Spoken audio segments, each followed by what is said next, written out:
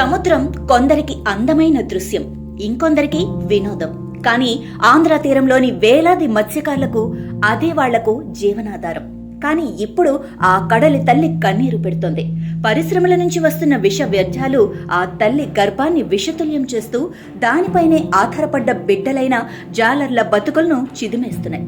ఇది ఆంధ్రప్రదేశ్ తీర ప్రాంతాల నుంచి వినిపిస్తున్న వేలాది మత్స్యకారుల ఆవేదన.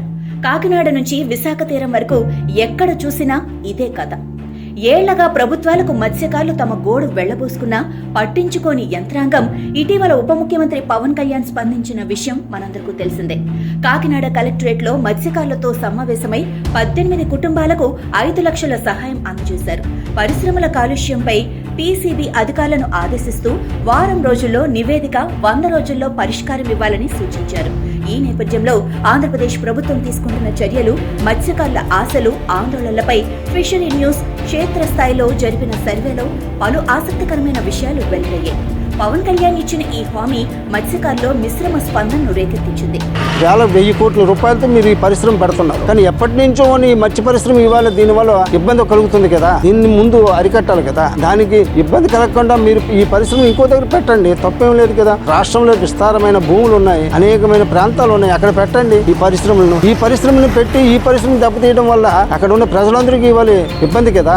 అటువంటి పరిష్కారాలు అనేవి చేస్తే శాశ్వతంగా పెట్టకపోవడమే మంచిదని నా అభిప్రాయం అండి. ఈ 100 రోజుల్లోని దీనికి శాశ్వత పరిష్కారం తెస్తారని ఒక పిఠాపురం వర్గంలో ప్రకటించడం జరిగింది. ఆయన కేవలం పిఠాపురం నియోజకవర్గంలో కాకుండా అట్లీస్ట్ దేశము పక్కన పెడితే మన ఆంధ్రప్రదేశ్ లో ఉన్న తీర ప్రాంతం అంతటికి ఇలాంటి శాశ్వత పరిష్కారం గురించి ఆలోచించి శాశ్వత పరిష్కారం. కొందరిలో కొత్త ఆశలు చెల్లించాయి. ఇలాంటి హామీలు ఎన్నో చూసాం. కమిటీలు వేస్తారు, నివేదికలు ఇస్తారు, కానీ ఫ్యాక్టరీల నుంచి వచ్చే వ్యర్థాలు మాత్రం ఆగవు.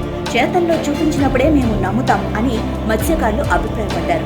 ఇప్పుడు ప్రశ్న ఒక్కటే, ప్రభుత్వం ఇచ్చిన ఈ 100 రోజుల గడువు మత్స్యకారుల జీవితాల్లో కొత్త వెలుగులు నింపుతుందా, లేక మరో హామీగా మిగిలిపోతుందా?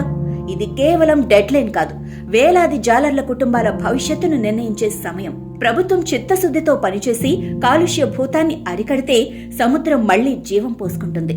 విఫలమైతే చరిత్ర ఈ తీరాన్ని పరిశ్రమలు మిగిల్చిన ఒక స్థానంగా గుర్తించుకుంటుంది. ఇప్పుడు వారి జీవితాల్లో కొత్త ఉదయం ఉదయిస్తుందా లేదా అన్నది ప్రభుత్వం చేతుల్లోనే ఉంది.